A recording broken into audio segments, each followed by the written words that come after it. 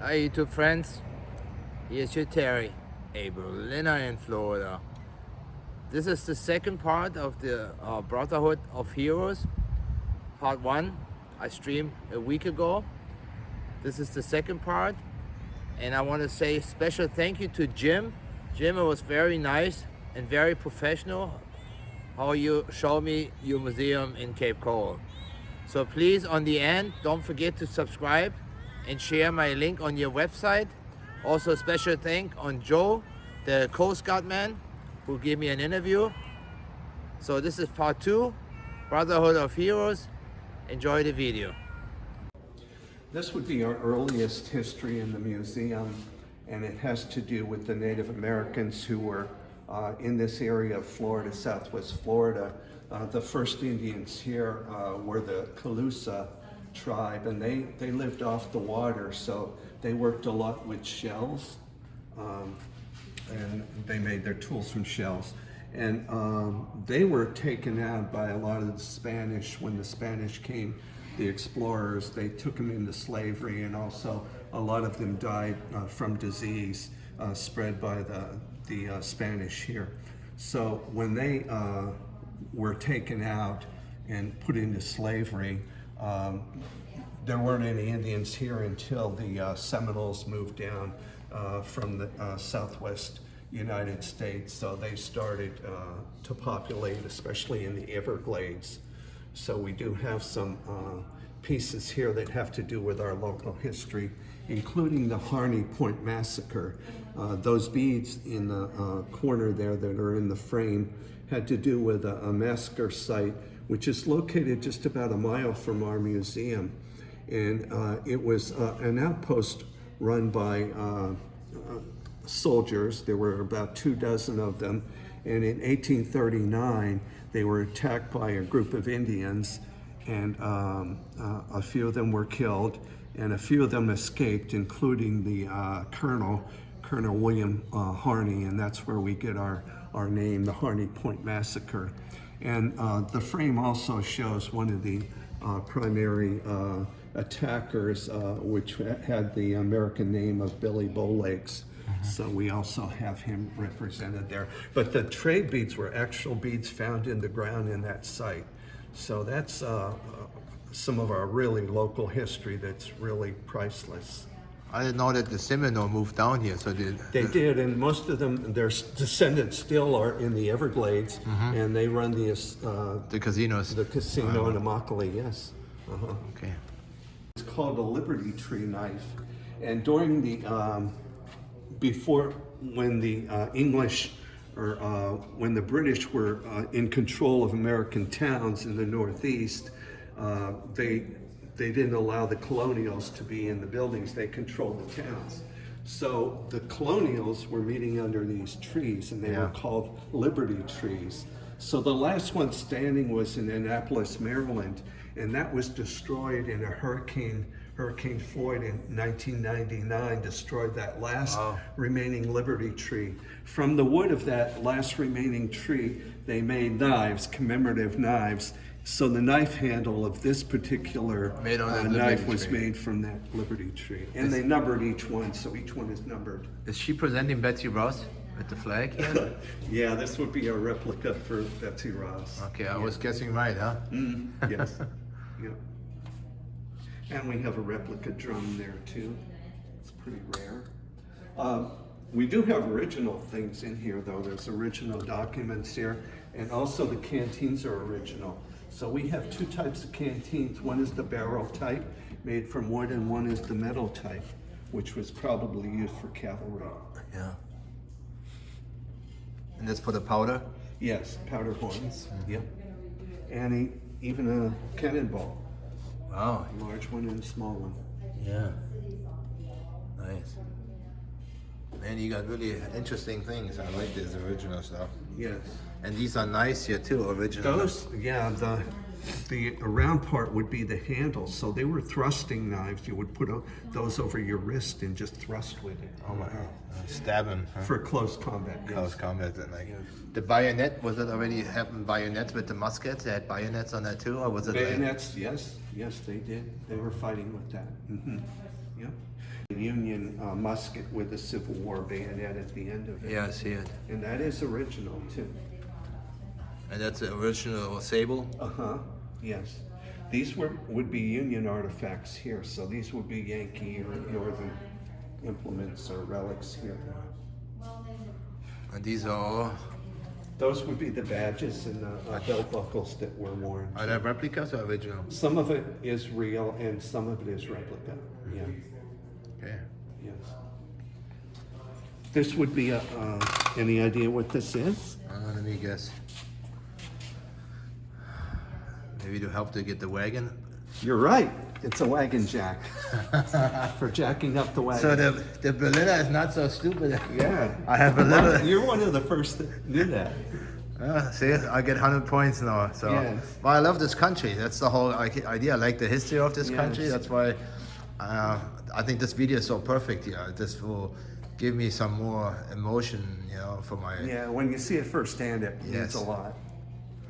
My first, my brother-in-law, who was married to my sister, he passed away in Germany, Yes. and he had a big influence of my whole thing to come to America. He was in the army in West Berlin. Okay. His name was Richard Thomas Hansen, and was a good man. Yes. And like I said, he had a big impact on my life. Okay. Okay. So A lot had to do with slavery, right. So the other side was the Northern, Union. the Union, the Yankees, and and this is. this would be the southern part. So Yes. guys, this is from the rebels, from the southern. Yes. The Yes. all the items, and these are all originals, right? Most of this is original, yes. The musket, A musket, yeah, carbine, the cannonball. cannonball. There's a tobacco grinder because tobacco was important. Right, you have to smoke between your battle, right? Yes. And these are slavery items, so we have a slave collar there. Oh. And these are shackles that were put on the wrist or the ankles. Not terrible. Yes. Looks like this is a slave too, yeah, right? Yes, he was the first African American to receive the Medal of Honor in the Civil War. Fight against the northern troops? No, against the southern troops. Against Southern, yes. He was in the Union. Okay. Yes. These are pretty rough too. These are, medicine was early in America at the time of the Civil War, so they really didn't understand a lot about infections, and a lot of men died of disease. So this is actually a surgery field knife.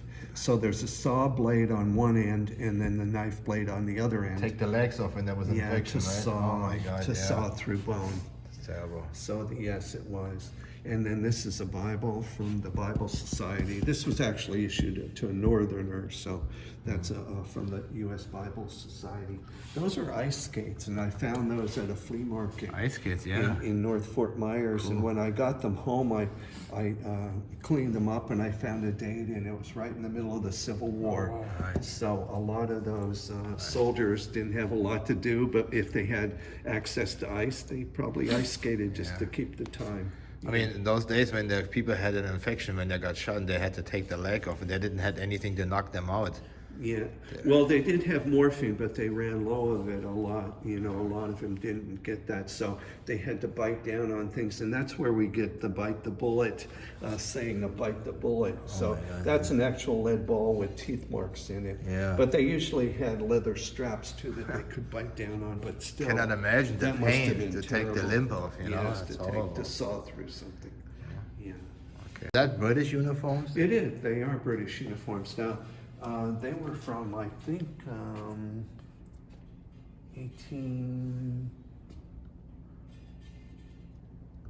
1850s maybe? I see it. Yeah. The Germans, World War I. Yeah, that would be von Richthofen. So he was the air ace in World War I. So there's a piece of his hair in that little semicircle on the bottom of his picture. There's a strand of his hair. Okay.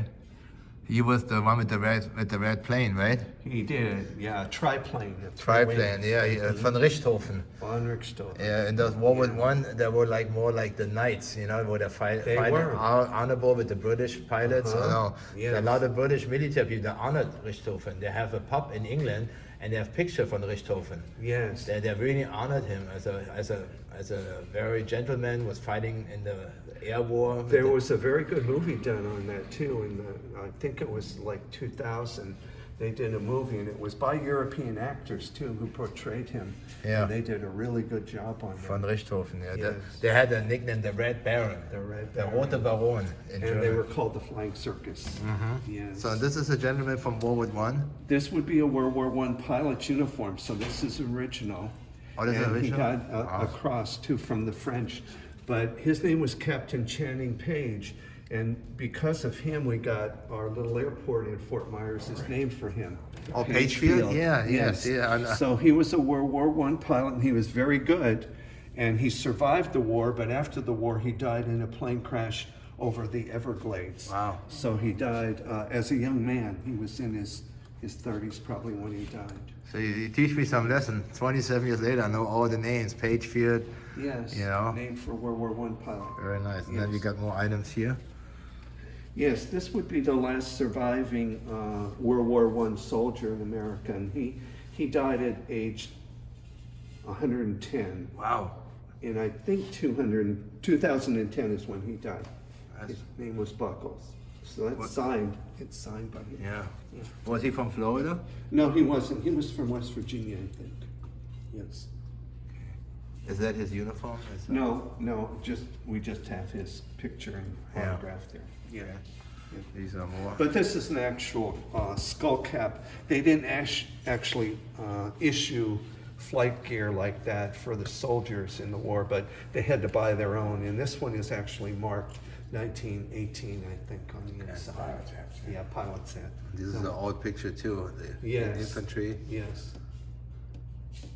And this is a bugle from World War I, a bugle. So it's stamped. This was a trumpet or A bugle. it's when they play taps Yes. Uh-huh. and a gas mask. The gas mask. And this is General Pershing who signed that. He was our top general in World War I. Pershing. Pershing. Blackjack Pershing, they called him. Did they not mention Pershing for like missiles? Uh-huh. It was named for him. Uh-huh. This is a World War I helm. They had like the British style They helm. did. Yeah, British. And American had those at the beginning of World War II. Like at Pearl Harbor, they were wearing this. Yeah. This is a...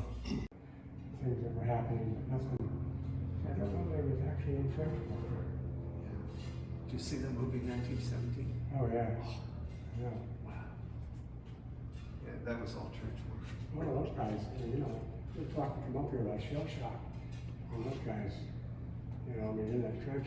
These are all World War II regarding the Nimitz. I just got it back running here, Jim, again, so it's working. Yes. So tell me a little bit about the United States Nimitz. Yeah, this is a replica of the aircraft carrier.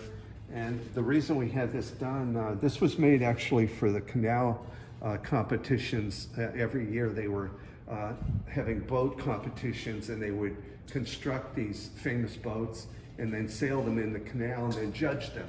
So this one was dedicated to the carrier, the Nimitz, and it received an award. It received, I think, first place. Nice, it looks nice. And this compartment opens up so you could sit a guy in there and he could paddle it down the canal. Oh, okay. So, yeah, that's how they did it. Very nice. But anyway, we made this into a display for the Nimitz accident that killed 14 guys in 1981. This was an accident that happened on the Nimitz, and it occurred when during a night landing of one of the planes hit the end of the run, the end of the ship carrier, and then careened into other planes on the flight line here. And they exploded, and that's where we got a tremendous loss of life there because of that accident. That's the Nimitz, the captain, right? Of Yeah, the Nimitz. yes, the Admiral Nimitz, yes. And we have a actual mannequin for him inside here too. You have a mannequin? A mannequin for Admiral Nimitz. Yes. So that would be, Oh, there he is. yes. Now this is a theater that has to do with honoring the soldiers that fought at Iwo Jima and the flag raising, especially at Iwo How long is Jima. this video? It talks about how we received the statue that's in Cape Coral. Yeah. It's on the Veterans Parkway. Oh, yeah. Yes, I know So that it's one. part of that. Mhm. So this is what the video has to do with. Yeah. Yeah. This is the best collection of World War I autographs I've ever seen. They're all original, all authenticated autographs. So we have all the major players in the war, Woodrow Wilson, we have Lenin here, we have Stalin, we have Eddie Rickenbacker, our captain, Eddie Rickenbacker, the Red Baron, von Richthofen. The Rote Baron. We even have von Hindenburg here. That's the Emperor, Kaiser Wilhelm. Yes, Kaiser Wilhelm. Yeah, he went to exile to Holland and then died there. That's right, yeah. This is our Sergeant York and our top general, General Pershing, Pershing, yeah. and Archduke Ferdinand. This is from Russia, no? The guy got Yes. killed by the revolution right. under the Lenin. That's right. Yep. And this is Hindenburg, von Hindenburg. Yeah, Hindenburg, yeah. He died in 33 Yes, when Hitler took power. that's right. I know my history too. Yeah. He led to Hitler, yeah. Hitler was the Reichskanzler. He took everything over from Hindenburg and Bismarck, Right. and he was running the whole country then as a dictator. There was no more division. That's right. He was in charge of the military of everything. Yep. So this is the Japanese training center. Yes, you would load film in that compartment there, and they could record their scores, and it was like a video game, arcade game, like. Yeah. From World War II, huh? World War II training game gun. Yes. Interesting. Yes. This is a license plate, and it's dated 1941. It was found in Hawaii. After Pearl Harbor. After Pearl Harbor, it was found in the ground. So it's a truck plate. Yeah, probably the person got killed who drove that truck.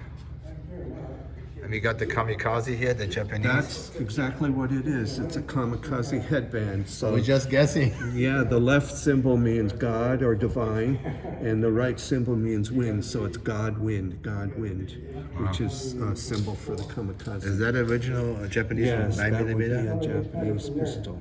Yes. I'm just guessing And always. those are the kamikaze. They would have a toast to the emperor or to the nation before they went up into battle And then- for their last flight. So that was a Kawasaki cup. And you have the samurai sword there too. Samurai sword, yes. Yeah. This is a seat from the Japanese plane called the Zero. So that was their top fighter plane, the Zero. So this is just canvas and wood. It's very light. You can hold it in one hand. Yes. So it was an electrified uniform they had plugged for electric heat. Why for heat? For heat, yeah. And it's rabbit fur on the collar. This is an original uniform, yeah? Yes, yes. The headpiece is a replica, but the uniform part is real. And that's the American pilot? This would be an American pilot, and he was our local pilot, Phil Rasmussen from Fort Myers, who got a plane in the air when they attacked us at Pearl Harbor. So he was one of the few pilots that got a plane in the air. And he jumped into his plane. He didn't even have time to put on his flight suit. So he's known as the pajama pilot. Oh my God, That's yeah, you got why we paj- just have him in his Pajamas. So he flew out like that, huh? He flew like that. Just to fight the battle, huh? And he survived, and when he landed his plane, he had no tail, no canopy, no tail rudder. Wow. It was all shot up. There were over 500 bullet holes in his plane when he landed. Amazing. Yes. So that's a picture of him in that case right there. And they also made a die-cast model for him. That's a die-cast model, the Curtiss pilot. That's Phil Rasmussen. That's the flag. The flag when it's folded up and it's in the frame is when the person deceased, right? That's right. They give it to the relatives, right? Yes. After the coffin gets down and they're Yes. folding up the flag certain ways. Yes. How many ways you fold it, it's a certain way to fold the flag, Yes, right? yeah. I see it all the time. Yes. Like I said, my friends here on YouTube, the Berliner is very knowledgeable, but not as knowledgeable as Jim. But I know some of the history, and it's really impressive. The Brotherhood of Heroes here, with the original items they have here in display, it's amazing. One of the amazing facts about this area too, the Gulf of Mexico had a lot of shipments of oil coming down from Texas and Yes. Louisiana. So there were German U-boats in the waters here. I know off about the Gulf. coast of Yes, Gulf the Coast. U-boat. Yes, U-boats. So That's boat. yes, that's both. And we did have a ship rescue squadron that trained here at Buckingham Army Airfield. So they were involved with rescuing boats, you know, of sailors that were maybe torpedoed. This was a torpedoed ship off the New Jersey coast, off the East Coast, and it was cut in half by a torpedo. From the Germans? Yes, and that's a porthole. The picture in back of it is a porthole from that ship. It's called the Resort.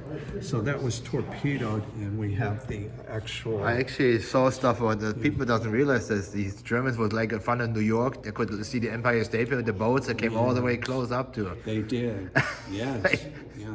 It's amazing how far they There was a traveled. lot of discussion too about sabotage work on the East Coast, especially. Now there was one German U-boat sunk, German U-66, Yeah. and that was the only one that we got in the Gulf of Mexico. So that was sunk, and I think now it's like a burial ground, you know, where that boat sunk, the U-boat sunk. Well, you're very knowledgeable. Did you know about the story about how the Americans made the first two nuclear bombs? Yes. That a U-boat from Germany, the boat, surrendered enriched uranium, Yes. surrendered to the United States, so they were capable to build actually 3 bombs. The first one that blew it up in the Nevada desert as testing, Yes. and the second and third one was Hiroshima and Nagasaki. Yes. So I actually had 3 bombs. The first was tested. We were out of bombs. We were out of bomb, but the Japanese didn't know about that, so they surrendered after the That's second bombing. correct. So That's right. And I know the German submarine had the uranium inside the submarine, and they surrendered it with the United States when the war was almost over. Yes. And that was the Oppenheimer project. Oppenheimer, Yes. a Yes. paperclip. Yes. One of the things, my dad was in the 12th Armored Division too, and that was the division that got von Braun. Von Braun, and Werner brought von him Braun. to America. Right, with the Apollo. Yes, he had the V1 and the V2 from Peenemünde, the rockets. Right. And Yes. for the guys here on YouTube, listen to me and Jim, that the German was very close to have the nuclear bomb. They were very And close. the rockets they were sending were capable to put a nuclear device on it. Yes. So Yes, we were very close. And there's a P and a W on the other for prisoner of war. So he served in a German submarine, Yeah. was captured and sent to American prison camp in Reading, Pennsylvania. That's where this uniform came from. that's what I hear. A lot of prisoner of war are shipped over to America to A serve their lot time. did. And we had a lot here in this area. There were some that were housed at Buckingham Army Airfield in Fort Myers, outside of Fort Myers, and also at Page Field they had prisoners there.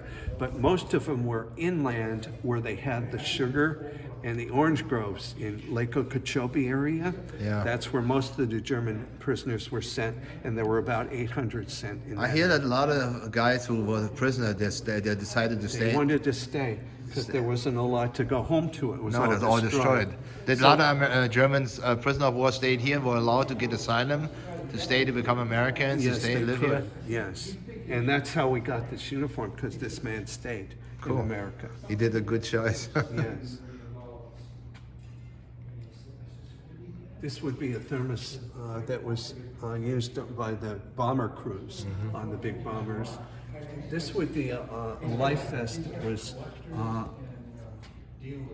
it was used by a sailor whose boat was torpedoed, a U-boat torpedoed it, so that life vest saved his life. Oh, this is an original life vest. That's It is. It has his name on it too. cool. Okay. Stalingrad, and it had to surrender. Stalingrad. Yeah. Yes. General Paulus. Von Paulus. Yes. Yeah. Yes. So we have an original machine gun, the MG-34. Oh, this original German machine That's gun? a German, yes, and an original Panzerfaust. Yeah, I see that for the Panzerfaust. Yeah, that's a German. Oh God, is that still working? Can we use it? It still has the head. What's But there's probably nothing in there. Huh? It's rusted. Yes. So this, I know, this is a Panzerfaust. Yes. For the tanks. Yes. This is that original uniform, original is. on the Stahlhelm, huh? It is. It is original. So guys, this is an original World War II Wehrmacht machine gun, original uniform, helmet, and the Panzerfaust. Yes. Pretty impressive. And a box for ammunition. This says luftdichter Patronenkasten, means it's air-sealed ammunition box. Yes. I just explained that. Yes. Hitler's Waterloo. This would be Stalingrad, yes. Yeah, that was his Waterloo. It's amazing that Hitler was writing in his struggle, Mein Kampf, and he was complaining about World War I, that he was fighting too many battles and too many fronts. He did the same thing. He did the same. And in Russia, Divided Napoleon Bonaparte, he didn't make Russia either. The winter is too cold, the country is too big. Yeah.